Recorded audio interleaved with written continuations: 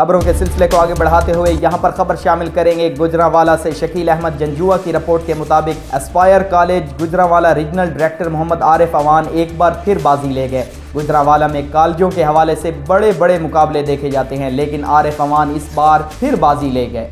बात एडमिशन की हो या फिर डिसिप्लिन की, हर हवाले से इस वक्त एस्पायर कॉलेज गुजरांवाला नंबर 1 जा रहा है। इसका हर साल का आने वाला रिजल्ट ये बताता है ये कॉलेज अवामी कॉलेज बन चुका है।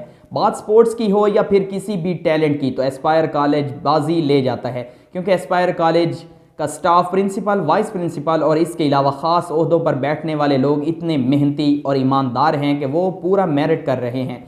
जब हमारे ब्यूरो चीफ की बात प्रिंसिपल आरिफ अवान से हुई तो उन्होंने कहा, हमारी सीट पर बैठकर सिर्फ पैसा कमाना नहीं होता, बल्कि पाकिस्तान का रोशन मुस्तकबिल बनाना है। बच्चों में तालीम के साथ अगर तरबियत होगी तो वो किसी भी जगह जाकर पाकिस्तान का नाम रोशन कर सकते हैं। आरिफ अवान ने कहा, बच्चे जब घरों से निकलते हैं तो वालिदैन की उम्मीद ये होती है कि कॉलेज में ये बड़े लोग बनकर निकलेंगे और एक बड़ी डिग्री के साथ पाकिस्तान के लिए ये काम करेंगे और साथ साथ हमारे ख्वाब भी पूरे होंगे। और अगर बच्चे की तरफ तवज्जो ना दी जाए और ऐसा नाक़िस स्टाफ रख दिया जाए जो बच्चे को पूरी तरह मोटिवेट ना कर सकता हो, वालिदैन की उम्मीदों पर पानी फिर जाएगा।